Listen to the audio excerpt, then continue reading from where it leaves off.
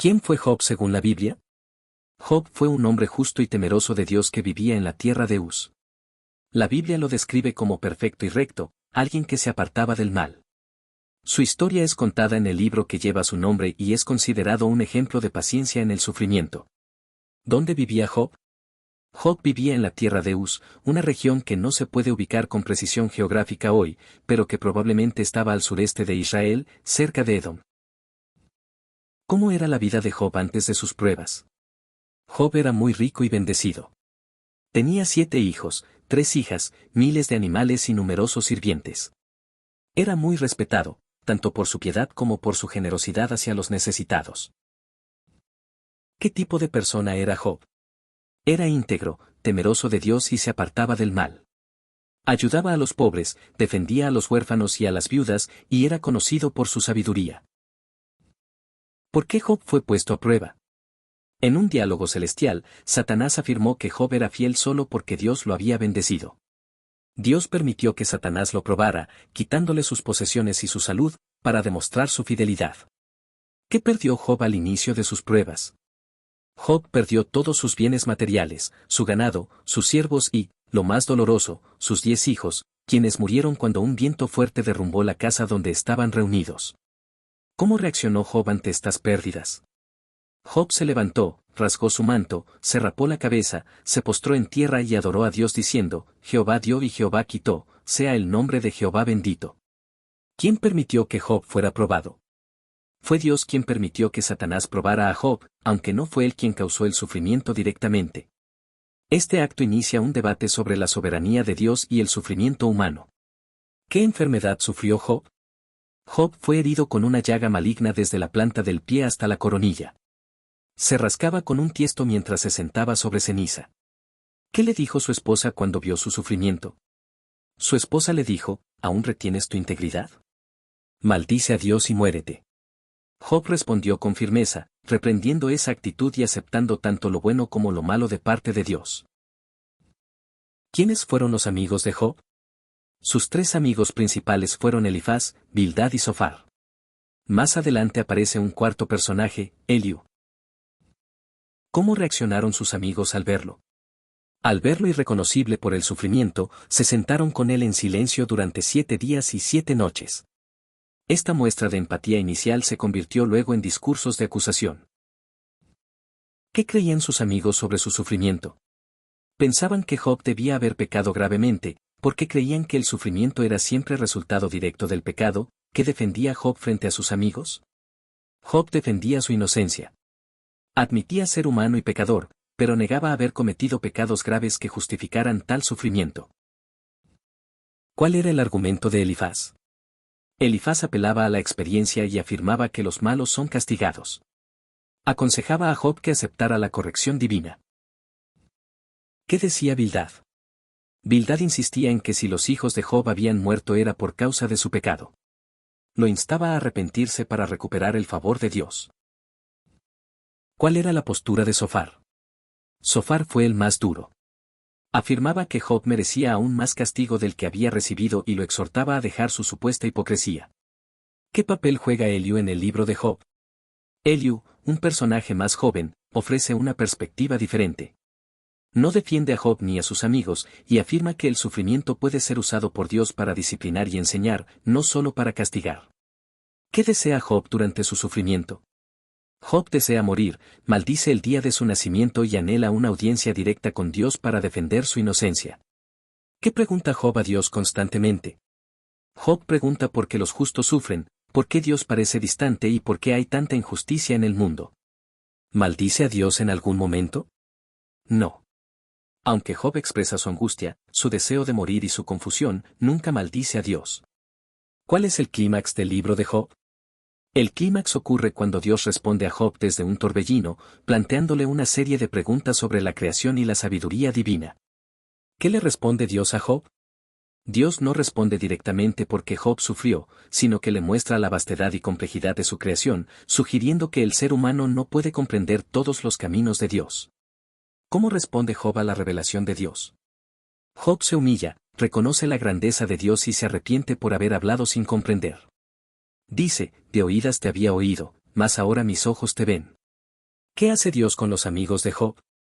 Dios reprende a los amigos de Job por no haber hablado correctamente de él como lo hizo Job. Les exige ofrecer sacrificios y que Job ore por ellos. ¿Qué sucede con Job al final de la historia? Dios restaura a Job. Le da el doble de lo que tenía, nuevos hijos y larga vida. Job vivió 140 años después de sus pruebas y murió lleno de días. ¿Cuántos hijos tuvo Job después de su restauración? Tuvo 7 hijos y 3 hijas. Sus hijas fueron especialmente bellas y recibieron herencia junto con sus hermanos, algo inusual en la época. ¿Qué enseñanzas teológicas aporta el libro de Job? Enseña sobre el sufrimiento del justo, la soberanía de Dios, la fe en medio del dolor y el valor de confiar en Dios aún sin comprender todo. ¿Qué representa el sufrimiento de Job para los cristianos? Es un ejemplo de perseverancia en la fe. En el Nuevo Testamento, Santiago lo menciona como modelo de paciencia. ¿Cuál es el mensaje central del libro de Job? Que el sufrimiento no siempre es castigo por el pecado, y que Dios es justo aunque sus caminos sean incomprensibles para el ser humano. ¿Qué significa que Job era un hombre perfecto y recto? Esta descripción no indica que Job fuera sin pecado en un sentido absoluto, sino que su vida se caracterizaba por la integridad, la honradez y la fidelidad a Dios. Job no vivía en hipocresía, sino que su temor a Dios se reflejaba en su trato justo con los demás, su generosidad, su humildad y su rechazo al mal. Esta virtud era reconocida no solo por Dios, sino también por sus contemporáneos, quienes lo respetaban por su conducta intachable. ¿Qué revela el libro de Job sobre la existencia del mal y el sufrimiento? El libro revela que el sufrimiento no siempre es consecuencia directa del pecado y que Dios puede permitir el dolor en la vida de una persona justa por razones que trascienden nuestra comprensión humana. Job, siendo justo, sufre intensamente, y esto rompe la creencia simplista de que solo los malvados sufren.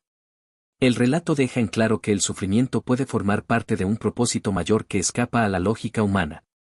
¿Por qué es importante la figura de Satanás en el prólogo del libro de Job? Satanás aparece como el acusador, el que pone en duda la fidelidad de Job, insinuando que su devoción es interesada y no auténtica. Esta figura permite que se plantee un conflicto central: ¿es posible amar a Dios sin esperar nada a cambio? El rol de Satanás pone a prueba el carácter de Job, pero también el valor del amor desinteresado hacia Dios. ¿Qué significa que Job se sentó sobre ceniza? Sentarse sobre ceniza era un acto tradicional de luto, humildad y arrepentimiento en la cultura hebrea. Representa el quebranto interior y el reconocimiento de la pequeñez del ser humano ante Dios. Job, al hacerlo, manifiesta su profundo dolor, su humillación y su vulnerabilidad ante el sufrimiento. ¿Qué enseñanza espiritual se puede extraer de la respuesta de Job a su esposa? Job demuestra una fe profunda cuando, a pesar del dolor, no maldice a Dios. Le responde: recibiremos de Dios el bien, y el mal no lo recibiremos. Esto enseña que la fe verdadera no depende de las circunstancias. Amar a Dios implica confiar en Él incluso cuando no entendemos sus caminos. ¿Cuál es el mensaje detrás de los discursos de los amigos de Job? Sus discursos representan una visión común pero limitada de Dios y el sufrimiento, que toda aflicción es castigo por el pecado. Esta teología de la retribución es desmentida por la historia misma, ya que Dios declara que Job no ha pecado de la manera que ellos suponen. Este mensaje nos invita a no juzgar el sufrimiento ajeno desde la ignorancia o el legalismo. ¿Qué nos enseña la figura de Eliú sobre el papel de la juventud en la sabiduría espiritual? Eliú, más joven que los otros, muestra que la sabiduría no siempre está ligada a la edad. Habla con autoridad espiritual, pero también con respeto. Introduce una visión más rica del sufrimiento, como disciplina o como medio de enseñanza divina. Nos recuerda que Dios puede usar a personas jóvenes para transmitir sabiduría cuando están llenas del temor de Dios. ¿Por qué Dios responde a Job desde un torbellino? El torbellino representa la majestad y la soberanía divina. Es una manifestación poderosa que indica que Dios no es un ser domesticable o manipulable. Su respuesta, desde el torbellino, pone en evidencia la diferencia abismal entre la sabiduría divina y la limitada comprensión humana. ¿Cómo se puede interpretar el discurso de Dios a Job? Dios no responde directamente a las quejas de Job, sino que le plantea preguntas sobre la creación y el orden del universo, mostrándole su ignorancia ante la complejidad del mundo. Este discurso no humilla a Job, sino que lo lleva a confiar aún más en Dios. Le enseña que, aunque no entienda todo, puede confiar en que Dios tiene el control. ¿Qué importancia tiene la restauración final de Job? La restauración no solo demuestra la justicia de Dios, sino también su fidelidad hacia los que le temen. El doble de sus bienes y la bendición de una nueva familia no son solo compensaciones materiales, sino signos del favor divino y de la redención después de la prueba. También anticipa la restauración final que espera a los fieles tras el sufrimiento en esta vida. ¿Por qué Dios manda que Job ore por sus amigos? Aunque los amigos de Job habían hablado incorrectamente sobre Dios, Él les da la oportunidad de reconciliarse mediante el sacrificio y la intercesión de Job. Esto muestra la importancia del perdón y de la mediación espiritual. Job, en su rol de intercesor, prefigura al justo que ora por los pecadores, un eco de lo que Cristo hace por la humanidad. ¿Qué significa que Job habló lo recto acerca de Dios?